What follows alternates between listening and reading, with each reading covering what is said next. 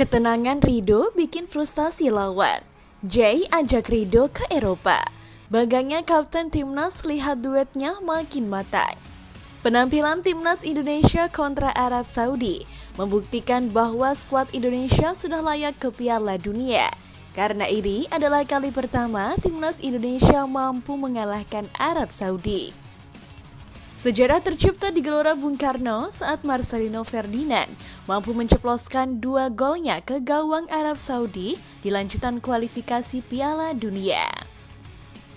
Hasil Timnas Indonesia versus Arab Saudi di matchday 5 ronde 3 kualifikasi Piala Dunia 2026 zona Asia ditutup dengan skor akhir 2-0.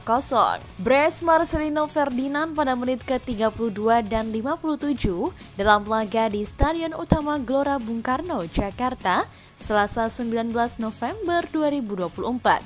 Jadi kunci kemenangan perdana pasukan Shin Taeyong di grup C sekaligus mengukir sejarah baru. Asa Indonesia yang sempat meredup pun kembali menyala.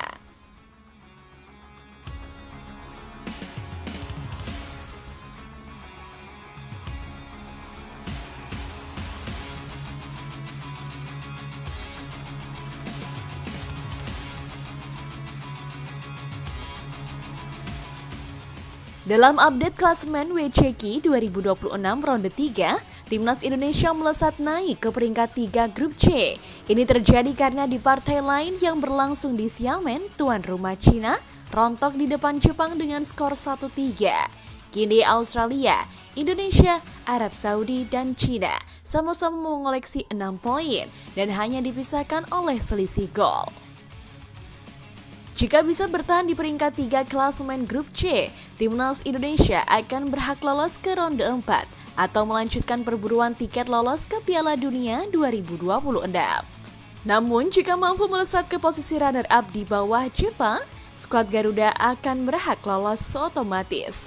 Sebaliknya, negara yang finish di urutan 5 hingga 6 akan langsung gugur. Bagi Timnas Indonesia, kemenangan atas Arab Saudi adalah hal yang paling dibutuhkan. Pasalnya sebelum laga kontra The Grand Falcons, Merah Putih menderita 2 kekalahan beruntun, lawan Cina 2-1 di Qingdao dan 0-4 versus Jepang.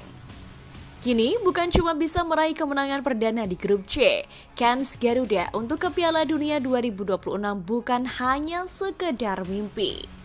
Walau setelah laga berakhir semua menyoroti Marcelino sebagai pahlawan kemenangan Indonesia, namun di sisi pertahanan ada nama Rizky Ridho yang mendunia. Nama Ridho melejit setelah membuat frustasi penyerang Arab Saudi yang bermain sangat disiplin untuk bisa menjaga kedalaman Timnas Indonesia di sisi kanan. Meski tanpa adanya nama Mes Hilgers, namun kepercayaan penuh untuk memberikan tempat kembali kepada Rizky Ridho akhirnya berbuah manis. Pilihan Shin Taeyong lebih memilih Ridho dibanding Jordi Amat memang bukan tanpa alasan. Sebab Ridho bermain efektif dan sangat tenang yang membuat Martin Paes ikut fokus bermain. Tak hanya itu saja, penetrasi Rizky Ridho untuk melakukan serangan balik memang cukup efektif karena Ridho bisa dengan cepat membaca pergerakan semua rekannya di depan. Sejauh ini, Rizky Ridho menjadi pemain yang tak pernah tergantikan di dalam skuad Timnas Indonesia yang masih setia bermain di Liga 1. Pasalnya, kualitas Rizky Ridho memang jauh di atas rata-rata pemain Liga 1. Dirinya memiliki build-up serta intercept kelas dunia yang menjadi bagian penting di barisan pertahanan bersama JITS. Bahkan saat melakukan siaran langsung, komentator Eropa mengatakan bahwa Ridho pasti akan segera dihubungi agen klub Eropa karena dia adalah salah satu talenta asli Indonesia yang bisa menyamai performa para pemain Eropa. Meski usia Ridho masih cukup muda, namun sang komentator melihat kematangan psikologis dan tinggi badan yang mumpuni sangat bisa membuat Ridho mudah bermain di Eropa. JITS juga terlihat sangat bangga dengan Ridho karena beberapa kali kedua pemain ini saling berpelukan saat Ridho dan ITS secara bergantian mematikan langkah striker Arab Saudi.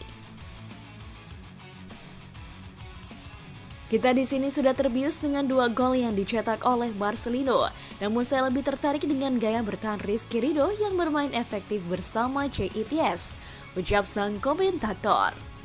Dan di musim depan Ridho sepertinya akan diajak Jay ke Eropa guna memberikan tantangan baru kepada Ridho untuk bisa mematangkan permainannya lagi. Sebab sebelumnya Jay serta Sandy Walsh sudah secara gamblang mengatakan bahwa skill Rizky Ridho seharusnya sudah berani untuk bersaing Eropa.